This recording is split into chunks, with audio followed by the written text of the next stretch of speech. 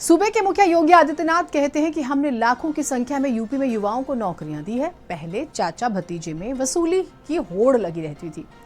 जवाब में अखिलेश यादव कहते हैं कि मुझे गोली मारने की धमकियां दी जा रही हैं और धमकी देने वाले वो लोग हैं जिन्होंने गांधी को भी मारा था, आगरा में नंगी तलवारें लहराई थी।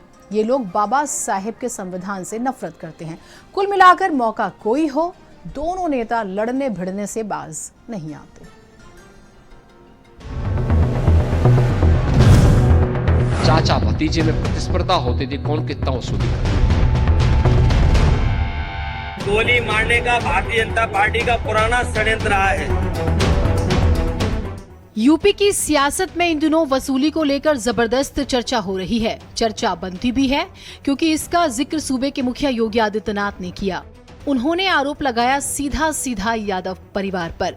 वो कहते हैं कि पहले भर्ती प्रक्रिया में चाचा भतीजे में प्रतिस्पर्धा होती थी कि कौन कितनी वसूली करेगा।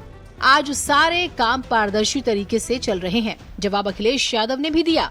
वो कहते हैं कि ये वही लोग हैं जो मुझे जान से मारने की धमकी दे रहे हैं। इन्हीं लोगों ने तो गांधी को भी गोली मारी थी। ये लोग गोली मारने की ही बातें करते हैं। भर्ती की प्रक्रिया किसी भी विभाग में पारदर्शी तरीके से संपन्न। आप मुझे बताइए कि जो व्यक्ति पैसा दे करके भर्ती हो रहा होगा तो वहां जाकर के वो भजन थोड़े गाएगा। और यही होता था, यहां पे यही होता था, बोली लगती थी, चाचा भतीजे में प्रतिस्पर्धा होती थी, कौन कितना वसूली कर ले। लेकिन आज ऐसा नहीं है। आज पारदर्शी तरीके से सारे कार्य चल रहे हैं। ये गोली मारने का भारतीय जनता पार्टी का पुराना षड्यंत्र रहा है। ना कि हम लोग बाबा साहब भीमराव अम्बेडकर जी की प्रतिमा के पास खड़े हैं, बाईं तरफ राष्ट्रपिता महात्मा गांधी जी की प्रतिमा है। आपको पता होगा और जानते होंगे कि राष्ट्रपिता महात्मा गांधी को भी गोली मारी गई थी। ये वो लोग भी जो हिंसा पसंद करते हैं, हिंसा को बढ़ावा देते हैं, ये तमाम वो लोग हैं। दोनों नेताओं के विवाद इतने पर ही नहीं रुके। आगे अपनी बात को रखते हुए योगी कहते हैं कि समाजवादी पार्टी कहती थी कि बाबा साहेब का स्मारक कहीं भी बनेगा तो हम उसे तोड़ेंगे, लेकिन आज बाबा साहेब को सम्मान मिल रहा है। उनके मूल्यों की बातें हो रही हैं।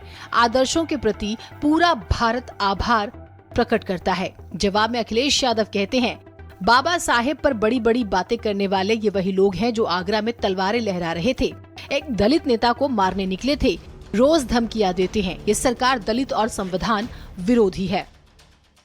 आज आप देखते होंगे उत्तर प्रदेश के अंदर कहीं जाते होंगे, कहीं गंदगी नहीं दिखती होगी, अव्यवस्था नहीं दिखती होगी,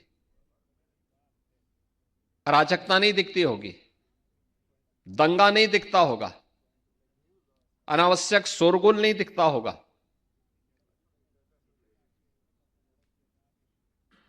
रूल ऑफ लॉ आपको उत्तर प्रदेश के अंदर अक्सरशः एक केवल भाषणों का विषय नहीं, जमीनी धरातल पर दिखता होगा।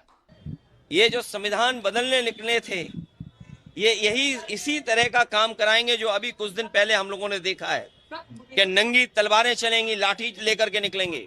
और ये बिना बीजेपी की सरकार के संभव नहीं था। ये सरकार खुद शामिल थी।